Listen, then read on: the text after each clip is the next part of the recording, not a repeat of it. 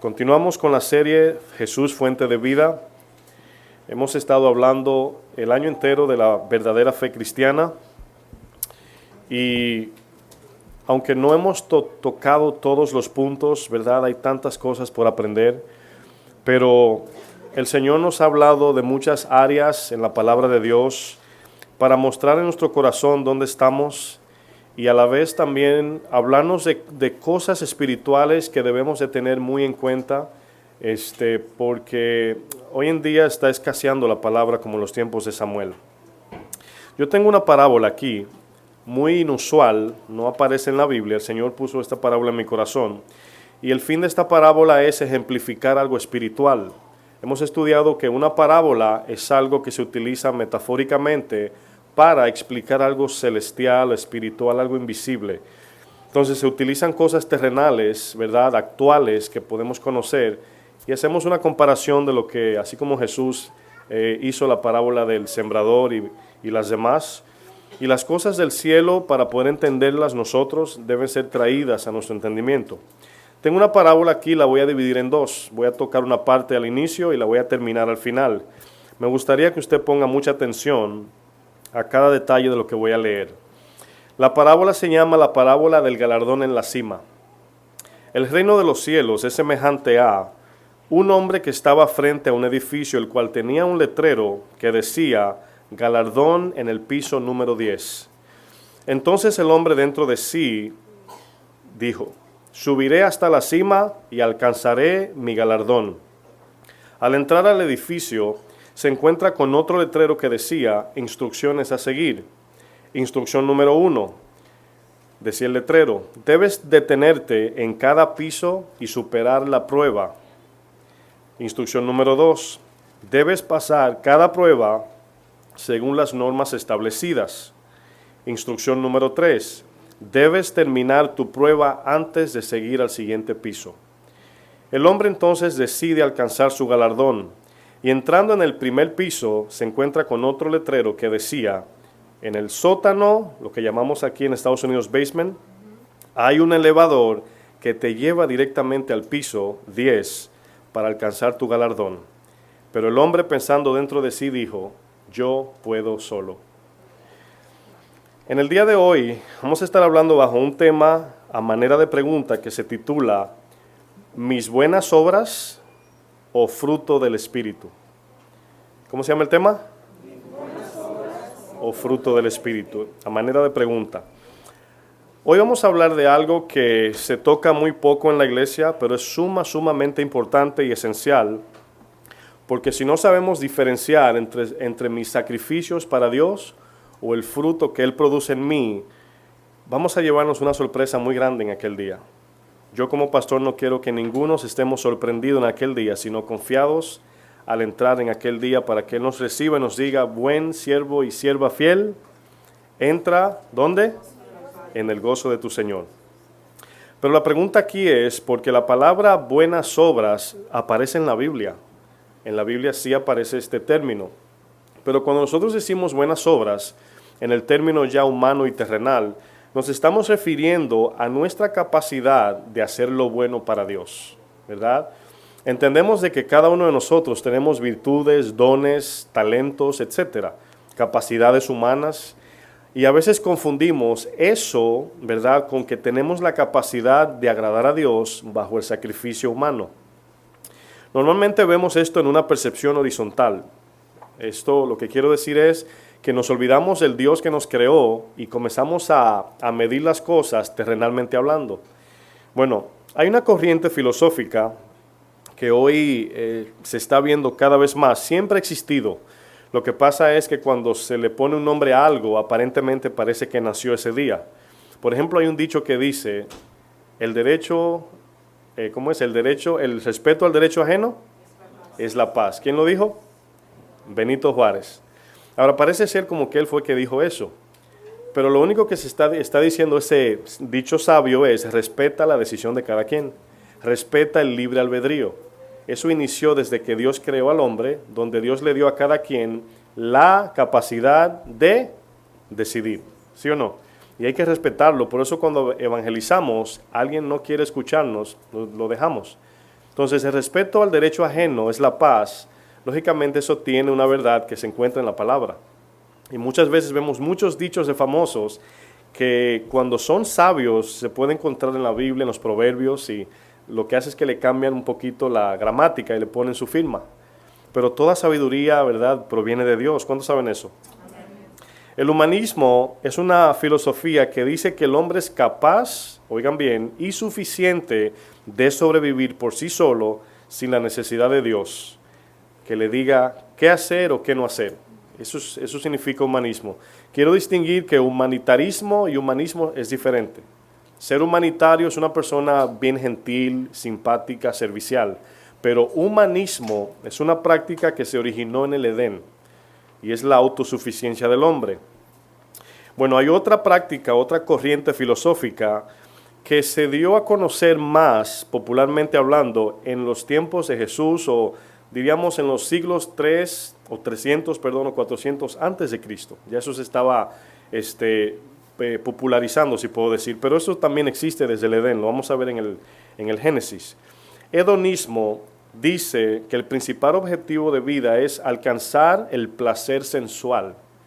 Ahora, yo sé que ustedes, la mayoría, utilizan la palabra sensual refiriéndose a lo sexual nada más, porque lo ven a lo mejor en televisión, novelas, etcétera, pero sensual es aquel sentido sensorial de donde nosotros nos identificamos con el mundo. Todo lo que usted siente, cuando usted se ríe, cuando usted, incluso cuando usted estornuda por alguna pajita, es sensual eso. Eso es algo que es sensorial. Cuando sus sensores, sus sentidos responden a cosas terrenales, eso es sensual. Entonces, por la desconexión del espíritu que teníamos nosotros con Dios, caímos en lo terrenal.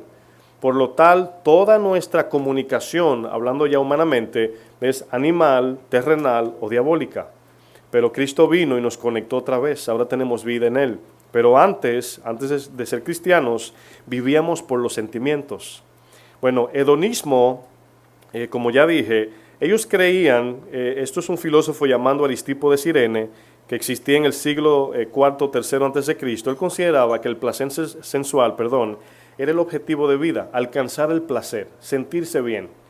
Ahora, si yo le hiciera una pregunta a ustedes, y ustedes son conscientes, ¿no es eso lo que vemos hoy? Lo que la gente busca, sentirse bien, pasarla bien, trabajar para comprar cosas para sentirse bien. Y esto tiene dos caras, como siempre lo explico. No es malo no disfrutar. Lo que es malo es dar la vida y confiar en aquello que me va a hacer sentir bien. Lo convertimos en un Dios. Hay una diferencia cuando una persona decide ir de vacaciones y decir, ¿sabes qué? Necesito un descanso. ¿Es bueno eso? Claro que sí. Pero hay una diferencia cuando le damos a eso el lugar de paz. Y decimos, necesito paz, por lo tal necesito un viaje. Y sabemos que pasan 3, 4 días y ya la comida te huele mal, ya te cansas de la piscina o de la alberca o de la playa y ya quieres volver. ¿Por qué? Porque eso no da paz. Eso solamente es un descanso, un gocito temporal. Entonces, cuando le atribuimos a esas cosas paz, gozo, amor, etcétera, es cuando comenzamos a convertir lo que Dios creó para disfrutarlo humanamente en un Dios. Ahora, eso sucede es exactamente por la desconexión de Dios y el hombre, en este caso del hombre y Dios. Esta palabra hedonismo aparece en un texto, no tienen que buscarlo, Lucas 8:14, si quiere puede. Lucas 8:14 dice, la que cayó entre espinos, aquí hablando de la parábola del sembrador, estos son los que oyen, pero yéndose son ahogados por los afanes, las riquezas y los placeres. La palabra placer es del griego hedones, de donde viene la palabra hedonismo, de donde viene la práctica de hedonismo. Y hedones significa deleite sensual, en este caso, deleite sensual. Y luego dice el texto más adelante, los placeres de la vida y no llevan fruto. Ahora, quiero decir esto, el hecho de que desconozcamos, algunas prácticas no quiere decir que no somos practicantes de ello. El hecho de que yo no conozco algo no quiere decir que yo no lo ejerzo o no lo practico. ¿Sí me doy a entender? Hay cosas que hacemos que aunque no tengamos el nombre filosófico o etcétera, lo podemos practicar sin saber. Por eso dice la palabra, mi pueblo perece porque le faltó conocimiento. Entonces, podemos estar practicando cosas aún en la iglesia. Yo digo que el hedonismo se ha metido en la iglesia porque ahora apelan a la sensualidad. Cuando vemos allí al que está profetizando, predicando, enseñando o cantando, cuando utiliza los instrumentos musicales para apelar a su alma, para que usted llore, para que usted se sienta los cabellos allí engrifados y comience a sentir cosas antes que adorar a Dios en espíritu y en verdad. Eso es lo que ha pasado en la iglesia. Le dan a la guitarra eléctrica, a la batería y comienzan a darle junto con lo que está diciendo el predicador y usted es movido de manera sensual. Ahora, la manipulación en la carne, hermanos, es lo más fácil para nosotros.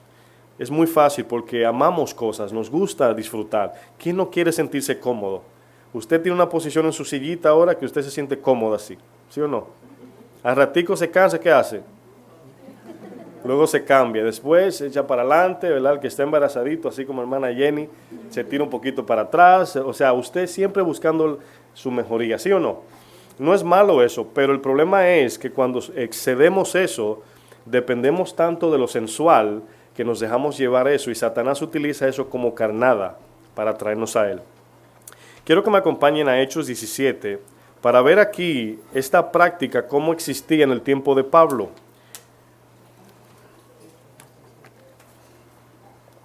Hechos 17, verso 16. Aquí vamos a ver cuando Pablo, ¿verdad? Estaba en Grecia, iba camino a Atenas, y esta historia nos dice de que Pablo se encontró con muchos griegos allí y extranjeros de otros países que se reunían allí en Atenas. Y hay algo que se llama el Areópago, que es algo como una plataforma de piedra que se hacía.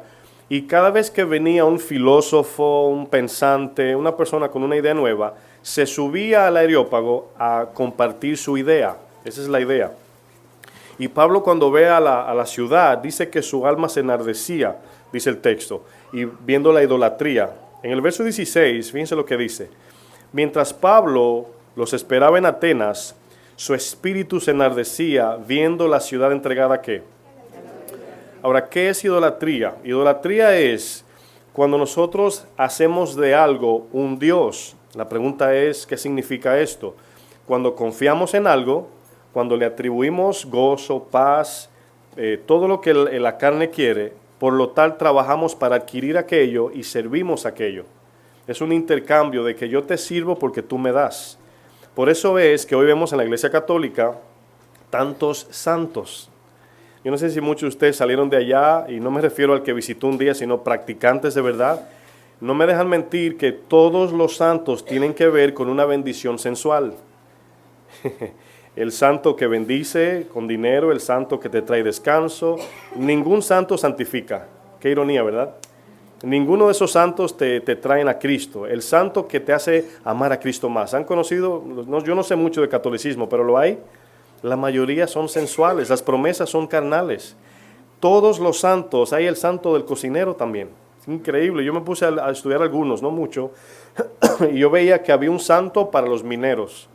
No sé, ahí es el santo que sé yo qué, y el santo que sé yo qué, y todos los santos, pero cuando usted hace la lista, no hay un santo que te hable de algo espiritual. Todo es bendición terrenal, sensualidad. ¿Se preguntan por qué? Creo que todos sabemos, ¿verdad? Porque no, el único que nos ofrece santidad es Dios. Entonces, los hombres creen en esto y es fácil creer porque un santo que me da lo que yo quiero, es lógico que yo lo adore. ¿Quién no quiere el santo del aumento? San aumento, ¿verdad? Yo también lo adoraría si me encanta el dinero. Bueno, para que me hagan un aumento en mi trabajo. Entonces, todo lo que Satanás sabe lo que nos gusta en la carne. Él sabe. Entonces, por eso es que no aparece nada en cuanto a santos, y le voy a decir algo, de todas las religiones, hermanos, si son 100, 99 es ofreciendo bendición terrenal. Solamente la cristiana, hermanos, es la única exclusiva, si le quieren llamar religión, que nos manda a negarnos. Yo no estoy hablando de flagelarnos, de hacer sacrificios, porque todas lo hacen, sino negarnos a los deseos terrenales para amar a Cristo sobre todas las cosas. Es la única. Es por eso que sabemos que hay diferencia, porque usted dice, de tantas religiones, ¿cómo yo sé? Ahí está una plataforma para iniciar. Es la única religión, por así decir, que no es religión, es relación, que no apela a lo terrenal, en el sentido inicial o fundamental. Bueno, fíjense lo que dice el 17. Dice el 17, así que discutía en la sinagoga con los judíos y piadosos, y en la plaza cada día con los que concurrían. Y algunos filósofos, y luego dice, de los epicúreos. ¿Quiénes eran los epicúreos? Es una práctica en ese tiempo, se llamaba epicureísmo, que todavía se practica, aunque no se le dé ese nombre. Los epicúreos practicaban o creían en la felicidad encontrada en el placer. En otras palabras, que la felicidad del ser humano se encontraba en el placer sensual. Pero estos también, a diferencia de del hedonismo, era que aparte de buscar el placer sensual, en otras palabras, mi paz depende de una comida, de un dulce, de un viaje, de una ropa, de un dinero, de un carro, una casa, etc. Ellos creían en esto, buscar a toda costa el placer. Lo que te haga sentir bien, para ti eso está bien. Ellos también creían en evitar al máximo el dolor. Buscar la forma de no sentir dolor, no sufrir, no sentirse mal. Imagínense el evangelio que nos manda a sufrir. Ahora, esto es una filosofía satánica, sabemos, es algo diabólico que viene a contradecir la palabra de Dios. Porque estos practicantes, cuando el Señor le dice, niégate, toma tu cruz y sígueme, practicando esto, ¿quién iba a levantar su cruz practicando ese tipo de cosas? Difícil. Luego vemos en el texto más adelante, dice, y de los estoicos. Estoicismo era una práctica que ellos creían que la felicidad se encontraba en el dominio personal, en que usted puede controlarse a sí mismo. Quiero que noten que estas dos prácticas, habían miles, Grecia está llena de prácticas, en ese tiempo mucho más, fue donde nacieron. Pero quiero que noten que todo está centrado en algo que yo hago sacrificialmente y eso produce algo en mi beneficio. ¿Sí lo notaron? Si yo busco el placer, ahí está mi felicidad. Si yo me abstengo de las cosas carnales, ahí está mi felicidad. Todo centrado en el yo. Más adelante dice, disputaban con él, con Pablo, y unos decían, ¿qué querrá decir este palabrero? Y otros, parece que es predicador de nuevos dioses, porque les predicaba el evangelio de Jesús y de la resurrección. Aquí aparece la palabra resurrección porque es nuestra esperanza, hermanos, de felicidad. Aunque vivimos llenos del Espíritu y en gozo aquí, pero nuestra máxima felicidad se va a encontrar después de la muerte. Pero muchos quitan la mirada de esto y lógicamente se enfocan en lo terrenal, en lo que es el materialismo. Verso 19 dice, y tomándole le trajeron al Areópago, diciendo, ¿podremos saber qué es esta nueva enseñanza de que hablas? Le preguntan a Pablo. Pues traes a nuestros oídos cosas extrañas. Queremos pues saber qué quiere decir esto. Y dice en paréntesis, porque todos los atenienses y extranjeros residentes allí en ninguna otra cosa se interesaban sino en decir y oír, ¿qué dice? Algo nuevo. Estamos viviendo en el tiempo de algo nuevo. No termina usted de comprar algo nuevo, que a la semana sale algo nuevo. Usted no termina de adquirir algo nuevo y ya usted está viendo el anuncio de algo más nuevo.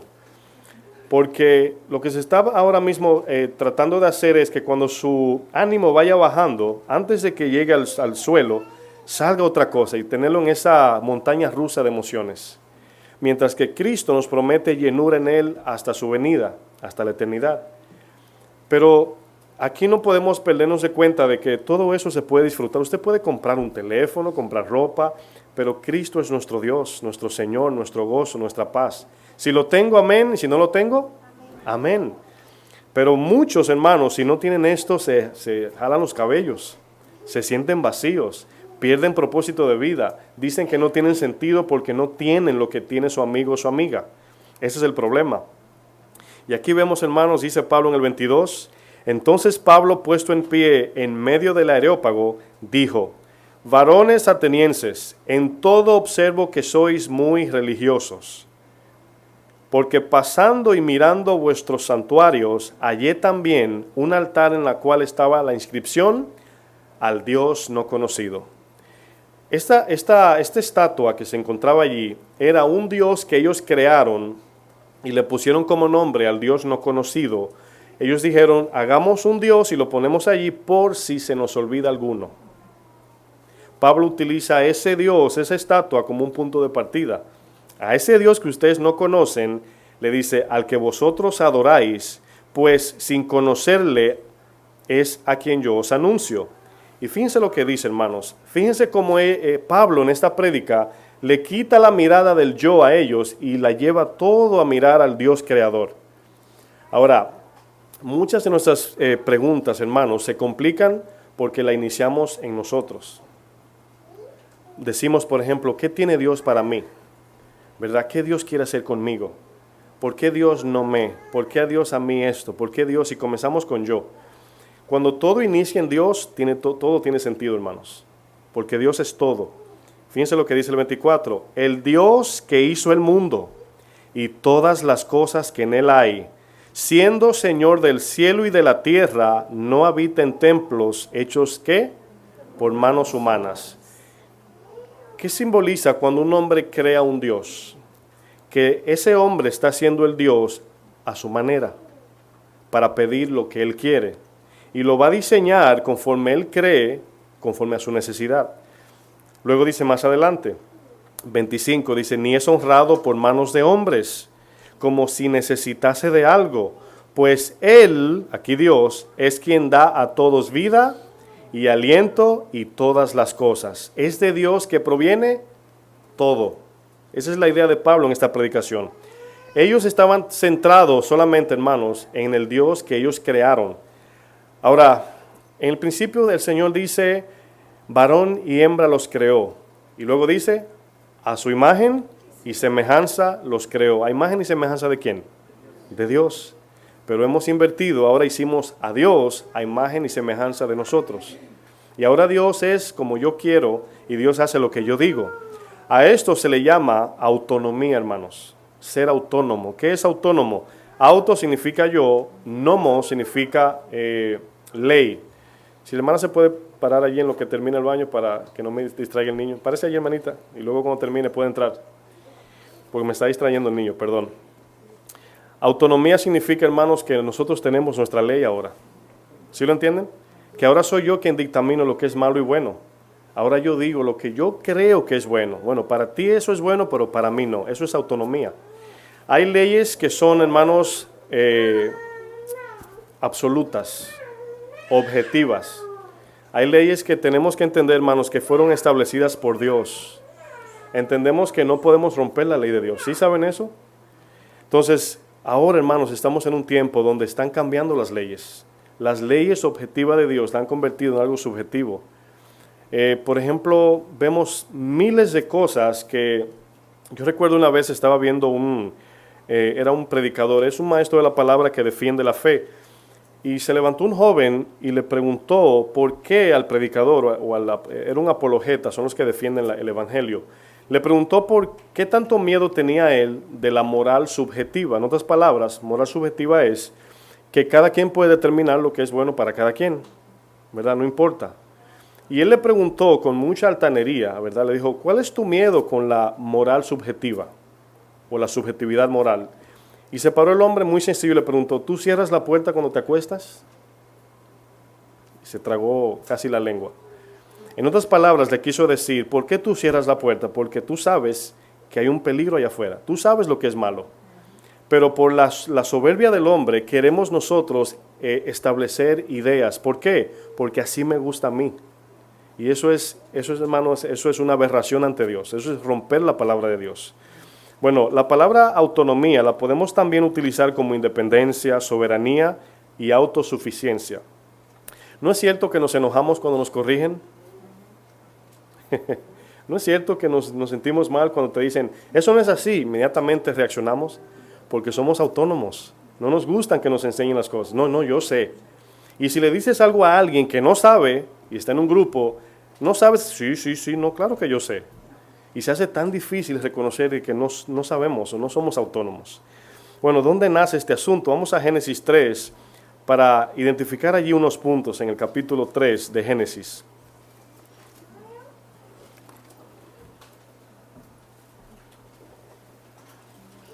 Verso 1. Vamos a leer hasta el capítulo 13. Hemos leído Génesis miles de veces, pero quiero extraer aquí dos cosas. quiero extraer, número 1, autosuficiencia y número 2, autojusticia. Vamos a ver aquí. Autosuficiencia, autojusticia o autojustificación. Esas son las dos cosas que vamos a ver. Dice al inicio del texto, dice, pero la serpiente era astuta, más que todos los animales del campo que Jehová Dios había hecho. La cual dijo a la mujer, con que Dios os ha dicho, no comáis de todo árbol del huerto. Aquí Satanás está menospreciando lo que Dios dijo. Satanás está poniendo a tambalear la ley objetiva de Dios. Cuando algo está establecido, hermanos, no hay una pregunta en contra de eso. Es objetivo, es establecido, es absoluto, es la palabra. Y fíjense lo que dice, hermanos. Dice el texto 2, y la mujer respondió a la serpiente, del fruto de los árboles del huerto podemos comer, pero del fruto del árbol que está en medio del huerto, ¿dijo quién? Dijo Dios, no comeréis de él, ni lo tocaréis, para que no muráis. Entonces la serpiente dijo a la mujer, aquí es donde la serpiente tuerce la ley objetiva de Dios y la torna como algo subjetivo. No, eso es lo que Dios dice, pero yo te digo. Ahora quiero que noten algo. En el momento que Adán y Eva obedecieron a la serpiente, cayeron bajo esa maldición de la oferta. No sé si me entendieron. Lo que él ofreció, bajo esa maldición cayeron. Lo van a ver más adelante. Verso 5. Sino que sabe Dios que el día que comáis de él serán abiertos, ¿qué dice? Vuestros ojos, y seréis como Dios. Y seréis un Dios, en otras palabras, ¿verdad? Sabiendo el bien y el mal. Quiero resaltar de que ellos anteriormente dependían de lo que Dios decía. Ellos decían en su mente, yo hago lo que Dios dice. En el momento que ellos comen de este fruto, ellos determinan lo que deben hacer o no. Por eso el fruto se llama el bien y el mal. Ahora ellos identificaban lo que era bueno y malo según ellos, pero era un engaño. Y fíjense lo que dice el 6. Satanás con esta oferta quitó la mente de Dios. Quiero que noten esto porque es una herramienta que Satanás utiliza para sacarnos de la verdad y luego nos ofrece. Eva se olvidó. En este momento nosotros reaccionamos diferente ahora. Cuando alguien nos propone algo que es objetivo, es absoluto de Dios, no lo entretenemos ni aún lo pensamos. Es no rotundo, ¿sí o no? Pero aquí ella, dice el 6, ella consideró lo que Satanás le dijo. Vio la mujer que el árbol era bueno para comer, que era agradable a los ojos, y fíjense lo que dice, y codiciable para alcanzar la sabiduría. Tomó de su fruto, comió y dio también a su marido, el cual comió así como ella. Entonces fueron abiertos los ojos de ambos y conocieron que estaban desnudos. Entonces, ¿qué hicieron? Cosieron hojas de higuera. Aquí, hermanos, es donde nace la autosuficiencia. No corrieron donde el Señor para ayuda, ellos resolvieron el problema. Mi pregunta es la siguiente: ¿quién le dijo a Adán y a Eva que lo que ellos estaban haciendo, estaba bien? Piense por un segundo. ¿Quién le dijo a ellos que Dios iba a aceptar esa vestidura? Ellos se hicieron la idea solo. ¿Sí lo pueden ver? Eso es lo que pasa hoy. Que nos hacemos ideas. Es que yo pienso que debe ser así. Es que lo que nosotros pensamos no importa. Es lo que Dios piensa que importa. Es lo que Él diga que importa. Es lo que su palabra nos dice cada día que importa. No lo que yo creo. Y cuando hacemos lo que yo pienso, eso es lo que pasa, que Dios no nos ve, porque tenemos vestiduras del árbol de la ciencia del bien y del mal. El verso 8 dice, y oyeron la voz de Jehová Dios, que se paseaba en el huerto del aire del día, y el hombre y su mujer se escondieron de la presencia de Jehová Dios entre los árboles del huerto. ¿Por qué, si ellos se vistieron, todavía se sentían desnudos? ¿Por qué, si ellos se taparon, todavía la voz de Dios a ellos le molestaba? ¿Por qué se escondieron si estaban bien? Porque hay algo dentro de nosotros que nos acusa, se llama conciencia. Y la conciencia nos culpa o nos da la razón, una de las dos. Dios la puso allí. Hay algo dentro de nosotros que Dios puso que no le podemos ganar a Dios. Él todo lo sabe. Y aquí vemos cómo ellos se esconden, hermanos. Verso 9 dice, mas Jehová Dios llamó al hombre y le dijo, ¿dónde estás tú? Y él respondió, oí tu voz en el huerto y tuve miedo. La primera mentira, la primera excusa que salió fue aquí. Dice, porque estaba desnudo y me escondí. Y Dios le dijo, ¿quién te enseñó que estabas desnudo? ¿Has comido del árbol de que yo te mandé no comieses? Yo quiero que piensen esto por un momento, hermanos. Adán y Eva estaban desnudos, literalmente hablando, ante Dios. No había malicia, no había esa maldad en el corazón del hombre. Dios es un Dios puro. Él fue que los creó con sus manos, a ambos. Y cuando ellos cometen el pecado, tienen que vestirse por la maldad que nació en ellos de parte de Satanás. Ahora, hermanos, ¿sabe lo que Dios está haciendo por la palabra? Volviendo a quitar la vestidura que nosotros nos pusimos para que Él nos vista ahora. En la santificación hay una transición de vestiduras viejas y vestiduras nuevas. Si usted y yo no nos quitamos las vestiduras viejas, Él no nos puede vestir de vestiduras nuevas. Porque las vestiduras viejas representan mis obras, mi autosuficiencia, mi justicia, lo bueno que soy. Señor, no fui yo. Pero cuando usted se declara culpable, usted se está desnudando espiritualmente hablando. Usted está diciendo, Señor, soy culpable. ¿Y qué hace el Señor, hermanos? ¿Lo deja así? Los viste. ¿Sí lo entendieron? Nos viste en Cristo. Pero si no reconocemos que no somos capaces, autosuficientes, autojustos, Dios no nos puede vestir, porque la fe implica, yo confío en Él, no en mí. Ahí es donde recibimos la vestidura, hermanos. Y fíjense lo que dice, voy a retomar el 12. El hombre respondió, bueno, voy a avanzar al 12. El Señor le preguntó que si comió de lo que Él dijo que no comiera. Y aquí vemos la segunda parte. Vimos en las hojas de higuera autosuficiencia, y aquí vamos a ver ¿qué? Autojusticia. Y le dice el Señor, Adán al Señor, la mujer que me diste por compañera me dio el árbol. Hice esta pregunta en Queens y se la voy a hacer a ustedes. ¿A quién le echó la culpa a Adán? ¿A quién? A Dios. Él no dijo ella, culpa de ella, dijo la mujer que tú me diste. Él no dijo mi mujer, mi compañera, incluyó a Dios. La mujer que tú me diste. En otras palabras, si no me hubieses dado esta mujer, yo no hubiese pecado. Ahora, ¿qué le está diciendo aquí en otras palabras? Tienen que escuchar la voz detrás de la voz. La intención era decir, Señor, yo no he hecho nada malo. ¿Cuánto le ha pasado con sus hijos que los dos son culpables los dos? Tienen la masa en la mano y usted le dice, ¿quién hizo eso? Y los dos hacen así. Es natural eso, hermanos. Está en nosotros, en el ADN. Culpamos a todo el mundo. Cuando es más fácil ver lo malo que hacen los otros antes que lo malo que yo hago, es más fácil. Es más fácil decir, es que el hermano o la hermana está mal, pero hay una viga en nosotros que nos desenfocamos de ella. Vemos la pajita chiquita del hermano, pero la viga de nosotros nunca la vemos, porque somos justos, hermanos, según decimos nosotros. Entonces Jehová dijo a la mujer, ¿qué es lo que has hecho? ¿Y qué dijo la mujer? ¿Qué dijo? La serpiente me engañó y comí. Pregunto, ¿le engañó la serpiente? Engaño, hermanos, es cuando usted no sabe algo. Pero ella sabía lo que Dios le había dicho, que no tome de ese fruto. Bueno, desde entonces, hermanos, ha nacido la autosuficiencia en nosotros. Esa es la batalla que tenemos. Es que yo puedo solo, es que yo puedo, es que yo soy capaz, es que tengo talentos, es que yo. Esa es la batalla, hermanos. El Salmo 14:1, no tienen que buscarlo, dice lo siguiente. Dice el necio en su corazón, no hay Dios. Se han corrompido, hacen obras abominables. No hay quien haga el bien. Jehová miró desde los cielos sobre los hijos de los hombres para ver si había algún entendido que buscara a Dios. Todos se desviaron, a una se han corrompido. No hay quien haga el bien o lo bueno. No hay ni siquiera uno.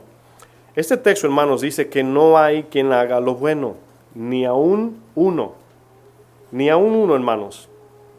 Y aquí vemos como Adán y Eva, los dos hermanos, le dicen a Dios en su cara, no hemos hecho nada malo. Adán le dice, no fue mi culpa, fue ella. Le preguntan a Eva, no fui yo, fue la serpiente. La serpiente fue la única que no se justificó. Increíblemente.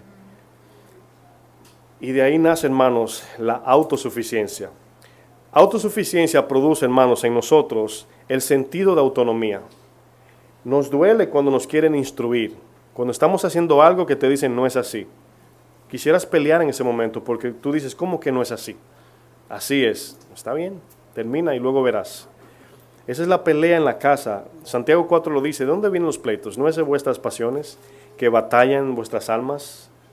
Ese es el problema, hermanos, que todo el mundo es autónomo. Dios nos está salvando, ese es nuestro propio Dios que somos nosotros. Diga conmigo yo. De eso nos está salvando, tornando el señorío de ti y poniendo el señorío de Cristo por encima de ti. Vamos a ver otro ejemplo en Lucas 18, verso 9. Vamos a ver este ejemplo. A mí me llama la atención cómo inicia este texto narrando Jesús la historia. Lucas 18, verso 9. Y yo quiero que usted, si es tan amable, me acompañe a leer juntamente conmigo al inicio del texto. Lucas 18, 9. Ahora, fíjense cómo Jesús identifica aquí a los fariseos, hermanos. Este era el problema de los fariseos inicial, su autojusticia, su autosuficiencia. ¿Están en el 9? Dice, lean conmigo, dice, a unos que confiaban en sí mismos como justos. Quiero que lea eso por un momento, no, hasta ahí está bien. A unos que confiaban en sí mismos como justos. Ese es el problema que nosotros enfrentamos cada día. Que no nos creemos injustos. Miren, cuando nosotros crecemos en el conocimiento de nuestra muerte espiritual, es cuando nuestra alabanza es más alta. Cuando nos creemos que somos algo, es cuando nuestra alabanza es más baja. Y muchas veces no es adoración. Satanás dijo, subiré. Jesucristo dijo, bajaré. ¿Vieron la diferencia? Bueno, el verso 10 comienza el Señor a narrar la parábola y utiliza dos ejemplos. Dice, 2 hombres subieron al templo a orar. Bueno, vamos a imaginarnos que los dos iban a la iglesia. Uno era fariseo y el otro publicano. Delante de los ojos de la gente el publicano era el malo y el fariseo era el bueno, en los ojos de los hombres. El fariseo, puesto en pie, oraba consigo mismo de esta manera. Dios, te doy gracias no por tu Hijo, no por tu gracia, no por tu poder, no por lo que tú eres en mí, sino por lo que yo soy. ¿Cómo comienza dando gracias? Que no soy. Fíjense cómo comienza en él. Gracias porque no soy como los otros hombres. No, la eminencia, ¿verdad? El niño, como digo, especial de Dios. Ladrones, injustos, adúlteros, ni aun como este publicano. Ahora, en el 12, él va a decir por qué él no es malo, por lo que hace. Ayuno 2 veces a la semana, doy diezmo de todo lo que gano, mas el publicano, estando lejos, ¿qué dijo? No quería ni aún alzar los ojos al cielo, sino que se golpeaba el pecho diciendo, Dios, sé propicio a mí, pecador. Dice Jesús el 14, os digo que éste descendió a su casa justificado antes que el otro, porque cualquiera que se enaltece, ¿qué es enaltecerse? Cuando decimos, yo no soy tan malo, Dios ve mis obras, Dios tiene un llamado para mí, Dios ve lo que yo hago, yo tengo tanto tiempo haciendo esto para Dios, Dios sabe para su gloria, ¿verdad? Para su gloria, que tengo tanto tiempo haciendo esto para Dios, y lo enmascaramos. Eso es enaltecerse, hermanos. Dice, será humillado. Y el que se humilla, ¿quién es el que se humilla? El que dice, nada soy, Señor, muerto soy. No importa que usted sea la evangelista o el evangelista que todos conocen en el mundo, nada somos, hermanos. Nada somos. Y lo que hacemos es por su gracia. Dice, el que se humilla, Dios lo enaltecerá. No nosotros, Dios. En el momento que usted siente gloria, cuando alguien le aplaude, Dios lo baja a usted, hermano. Inmediatamente, es automático. Cuando Satanás decía, subiré, seré, estaré al norte del monte, el Señor le dijo, a ti te digo que bajarás, irás a lo más profundo del Seol. Pero cuando nosotros nos tiramos en el Seol, el Señor nos levanta. Por eso es que debemos cada día, hermanos, ejercitar en nuestra mente para que nuestras buenas obras se conviertan en el fruto. A veces podemos hacer algo y podemos podrir el fruto por nuestra mala intención. De repente Dios lo usa a usted y usted hace algo que alguien a lo mejor le diga, wow, eso que tú hiciste de verdad me tocó. En el momento, oigan bien esto, para que vean la soberanía de Dios, en el momento que usted se cree a alguien, ese fruto no es contado como buenas obras ante Dios, aunque la persona sea bendecida por ese fruto. ¿Sí lo entendieron? Dios se lo borra de la lista. ¿Por qué? Porque usted pensó que fue usted. Pero usted bendijo a la persona y a lo mejor la persona venga a hacer algo grande en el camino del Señor, por así decir. Pero para usted, a usted no se le cuenta, porque es Dios quien da. Bueno, no tienen que buscarlo, ya lo conocen. ¿Se acuerdan en Mateo 7:21 que dicen, aquel día me dirán, Señor, Señor? Allí aparecieron 3 palabras que me llamó la atención acerca de centrarnos en nuestra suficiencia. Y es cuando ellos les reclaman a Dios y dicen, profetizamos, echamos, hicimos. Si notan, ellos no dijeron, Señor, perdónanos, yo sé que por tu gracia estamos aquí. No, Señor, profetizamos nosotros. Señor, nosotros hicimos milagros. Señor, nosotros echamos fuera demonios. En unas palabras estaban exigiéndole a Dios. Cuando usted sirve a Dios, hermanos, en su justicia, usted va a demandar. Cuando usted sirve a Dios por gracia, usted se va a humillar. Cada cosa tiene un fruto de lo que hacemos, sea bueno o sea malo. Y su actitud con el tiempo va a demostrar cuál era la intención de lo que usted quería hacer para Dios. Para la gloria de Dios, pastor, estoy aquí, lo que usted necesite. El tiempo dirá la intención, porque Dios exalta y Dios lo va a llevar de gloria en gloria si su corazón está firme. ¿Firme en qué? En confianza y en fe que Cristo lo hizo todo. Bueno, hermanos, hay una pregunta que yo quiero hacer. ¿El ser generoso es un fruto de Dios, sí o no? ¿Ser generoso con los necesitados, sí o no? ¿Es un fruto? Claro que sí. Pero mi pregunta es, buenas obras, ¿verdad? Ya como habíamos dicho, es un término que utilizamos para referirnos a lo que yo hago bueno, ¿verdad? Yo hago buenas obras. No es cierto cuando usted predica le salen con eso. Yo no soy tan malo. Yo es verdad que a veces me equivoco, pero yo hago esto y hago aquello y hago aquello y hago esto. Ayer me tocó oír una persona que mi corazón se enardecía. Y wow, solamente le faltó el trono de gloria. Yo decía, wow, yo soy una persona excelente. Yo hago esto, yo doy esto, yo gasté tanto, yo hice. Digo yo, wow. Yo no sé si era enojado o angustiado, yo no sé. Y no era que yo me sentía enojado porque no era creyente la persona, pero yo digo, wow, qué indignación tenía yo, hermanos. Yo no podía ni hablar. Y yo soy una persona muy buena y excelente, desde pequeñito así. Y yo decía, wow, increíble, ¿verdad? Pero bueno, todo, dice Isaías, que toda nuestra justicia es como trapo de inmundicia. Es increíble, hermanos. ¿Cuál es la diferencia de cuando alguien, hermanos, le da un plato de comida a alguien siendo cristiano, estoy hablando de un genuino, y un no cristiano que también le da un plato de comida a alguien? Vamos a pensar en un cristiano 100%. No existe, pero para entender la analogía. Un cristiano 100% le regala un plato de comida a un pobre. Un no creyente le regala un plato de comida a un pobre. ¿Cuál es la diferencia de los dos? Bueno, la vamos a ver en el próximo capítulo.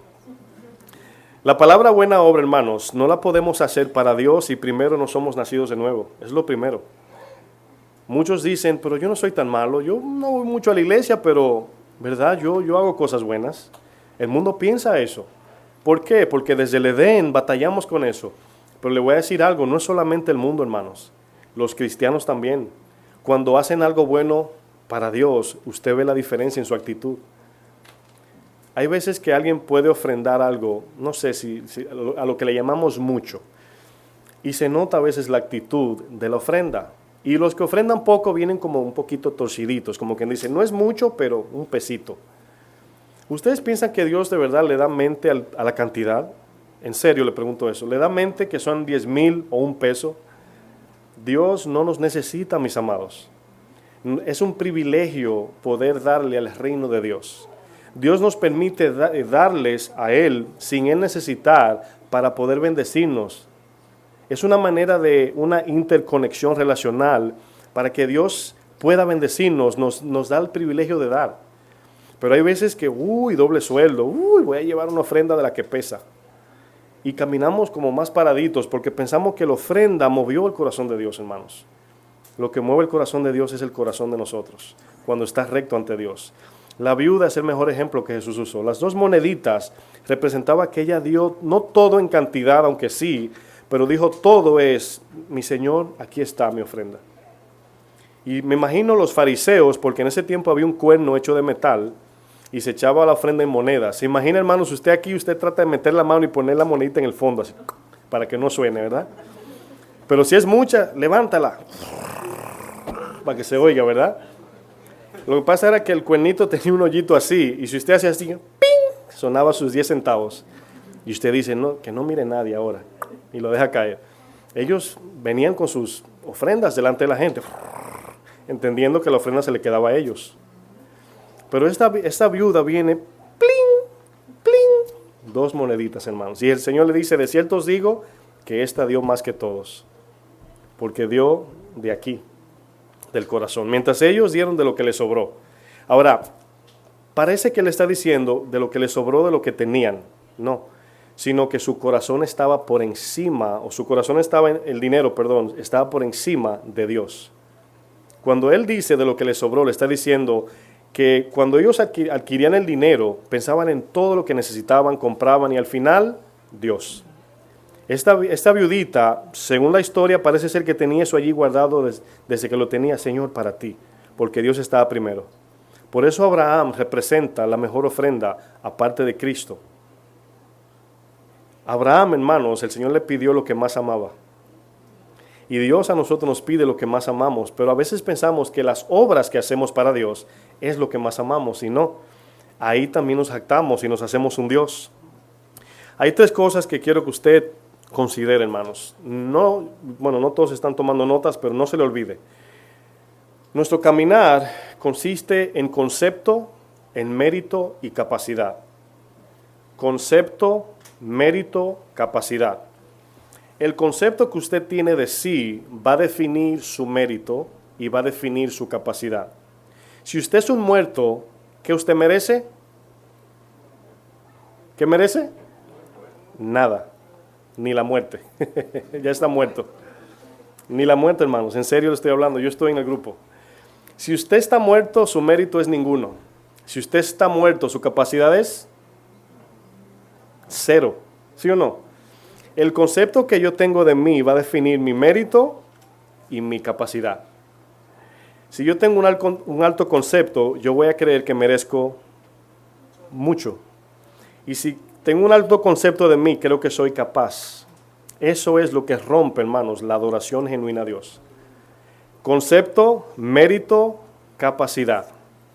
Vamos a 1 Corintios, porque increíblemente en este texto encontré los 3. O mejor dicho, lo extraje de allí. Mérito o concepto, mérito, capacidad. Sí, todos entienden la palabra concepto, lo que creemos de nosotros, ¿verdad? Es importante que todos lo entiendan. Concepto es lo que yo creo que soy, mérito es lo que yo creo que merezco y capacidad es lo que yo creo que puedo hacer. 1 Corintios 15:9, fíjense lo que dice aquí Pablo.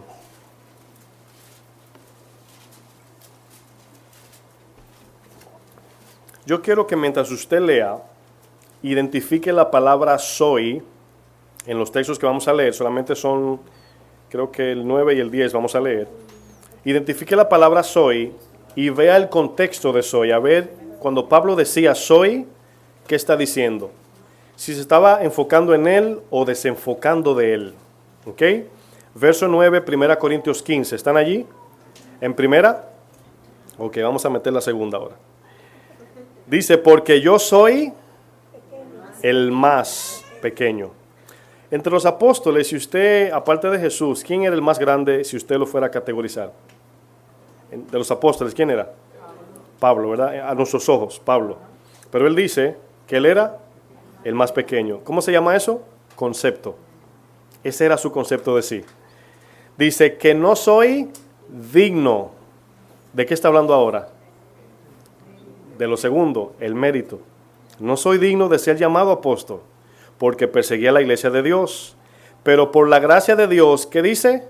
Soy capacidad. No sé si lo entendieron.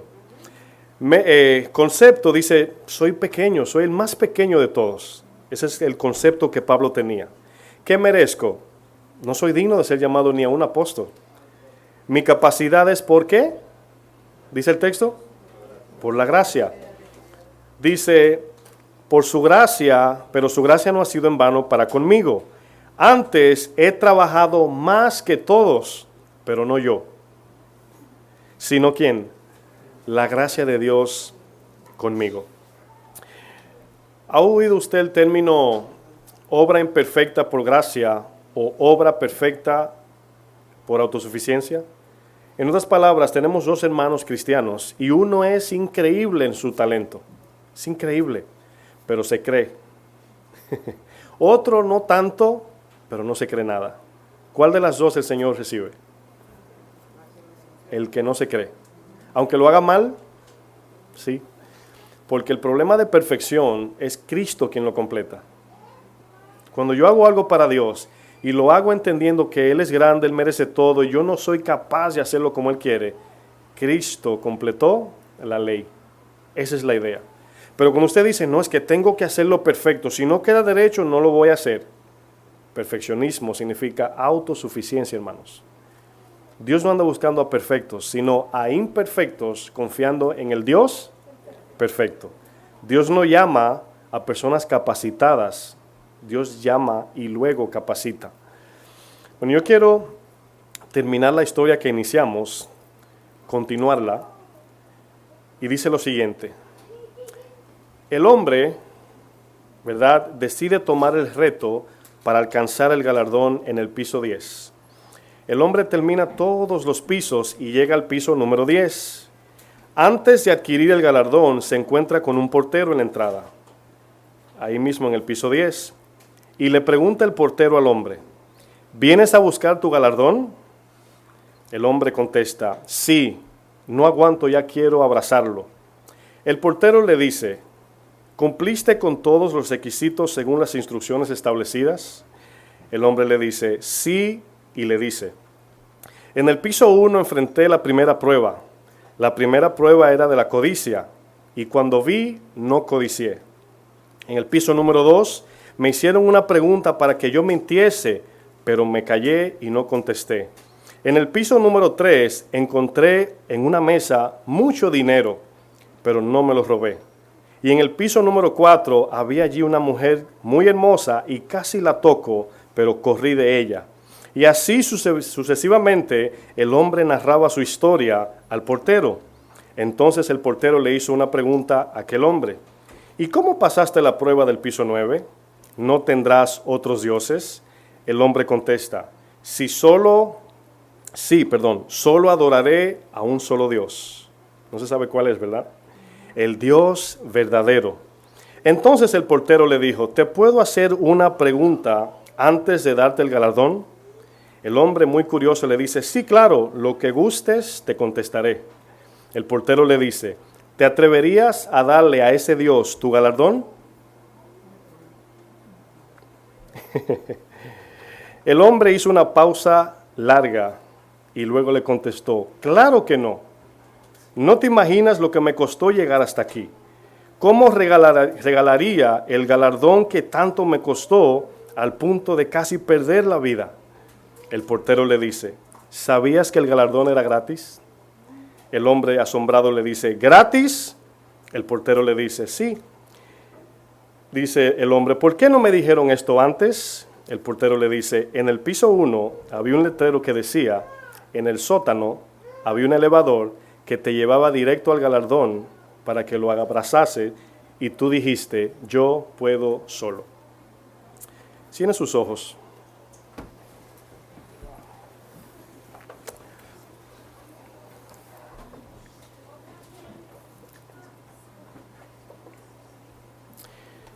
Así como este hombre autosuficiente, a lo mejor hay muchos de nosotros con la misma situación, que creemos que podemos solo. En el sótano de este edificio se encontraba un elevador que se llama Cristo. Es Cristo quien nos lleva al Padre, no nuestros logros. Lo bueno que usted y yo hacemos es producido por medio del Espíritu de Dios. Este hombre decidió ganarse el galardón que ya Cristo se había ganado. Pero así como usted y yo tenemos elecciones a tomar, este hombre tenía dos elecciones: o él subir y hacer cada cosa en cada piso, o subirse en el elevador y que Cristo lo lleve al Padre. Mi conclusión, hermanos, es que lo más difícil no es servir a Dios en sacrificio. Lo difícil es el sacrificio de no confiar en Dios. El fruto del Espíritu es producido por la fe. Y las obras que el hombre dice que hace son producidas por su sacrificio. Al punto que lo lleva a un concepto más alto que el que debe tener. Por lo tal piensa que merece la gloria. Por lo tal piensa que es capaz. Al punto que cuando llega delante del Señor, pierde el galardón, porque el galardón fue ya pagado por nuestro Señor Jesucristo. Dios no nos llamó, hermanos, para que hagamos cosas perfectas para Él. Ya Cristo nos hizo perfectos en Él. No nos llamó para probar un punto a la sociedad de que debemos de hacer para que vean que yo puedo. Cristo lo puede todo y podemos ahora en Él que nos fortalece. Muchos de nosotros vivimos derrotados porque queremos probar que somos. Y se nos olvida que Él dijo, yo soy. Por muchos meses el Espíritu Santo nos ha estado hablando de morir al yo. De entregar todo, decir, Señor, no vivo yo, vives tú. La pregunta que hice acerca de cuál es la diferencia de un genuino cristiano que da un plato de comida a un pobre a un no cristiano. La diferencia es que el no cristiano exige galardón, exige un precio en retorno, exige. Pero un cristiano que ama a Dios, cuando extiende su mano para darle un plato de comida a un necesitado, reconoce en su corazón y en su mente que por la gloria de Dios pudo ser partícipe de extender su mano al necesitado. Por lo tal, toda la gloria que recibe es entregada al trono de Dios. Esa es la diferencia. Que uno lo hace para sí, el otro lo hace para Dios. ¿Estamos viviendo para Dios, mis amados? ¿Estamos sirviendo a Dios para que su nombre brille como el oro puro? ¿Estamos o traemos una actitud de crecer espiritualmente para nosotros promulgar el Evangelio y su nombre sea glorificado? ¿Es esa la intención? ¿O quiero que me enseñen la palabra para demostrar mi talento? ¿O vengo menospreciando a los demás porque tengo algo, sé algo o soy alguien? Este es un buen tiempo para que nuestro concepto derribe nuestro mérito y derribe nuestra capacidad. Jesucristo lo resumió en bienaventurado el que es pobre en espíritu, porque de él es el reino de los cielos. Dice que el Señor mira al que tiembla su palabra y al que es pobre en espíritu. El Señor le apesta, le huele mal el orgullo, la soberbia, el yo puedo, el yo sé, el yo entiendo, el yo soy capaz. Pero así como Pablo dijo, yo nada soy, nada puedo, soy incapaz y no soy nadie.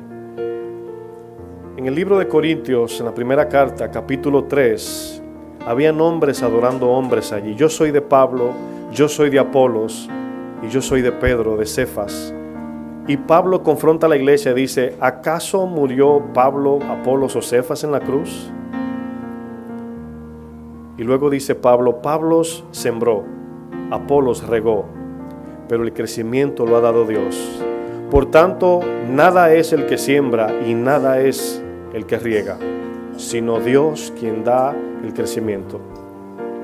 Vamos a comenzar a ser cristianos, que todo nuestro concepto comienza en Dios, que todas nuestras preguntas comienzan en Dios y que todo lo que hacemos es gracias a Dios. Vamos a morir a ese concepto de que yo sí puedo. Yo tengo mucho talento, tengo conocimiento, tengo virtud, tengo fuerzas, estoy joven, todavía puedo, etc. El Señor quiere ver frutos y la rama no hace nada si la savia no transmite la savia. Perdón, la vid transmite la savia a la rama. Somos pámpanos, mis amados. Y si usted ha llevado algún fruto, es gracias a su gracia, no porque hayamos hecho nada. Cada uno de nosotros estamos frente a ese edificio, pero usted va a decidir si subir en sus fuerzas o subirse en el elevador. Cristo es quien nos lleva al galardón. Si no estamos en Él, dentro de Él, confiados en Él, nunca alcanzaremos ese galardón que ya Él ganó. Ese galardón se llama Cristo mismo. Si usted quiere ver días buenos en el Evangelio, paz, gozo, felicidad en Cristo, usted no tiene que demostrarle a nada ni a nadie que usted es algo, porque ya Dios lo mira como quien usted es. Muchos cristianos sufren de baja estima, muchos sufren de alta estima, tienen mal concepto de sí, no tienen identidad en Cristo.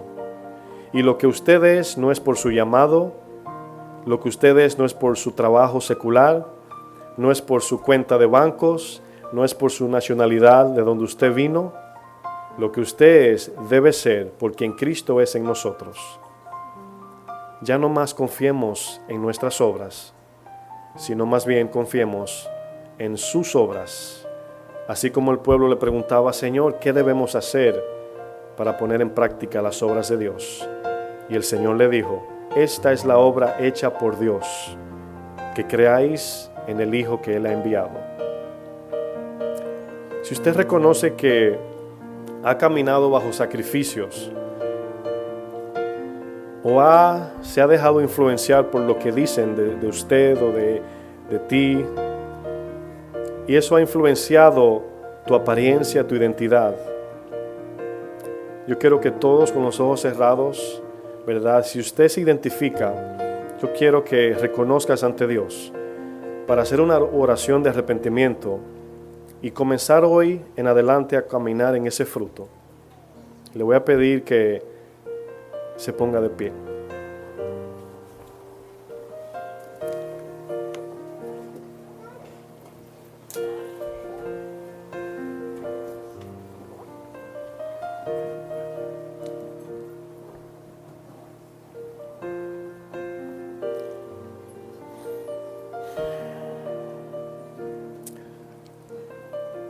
El Señor, mis amados,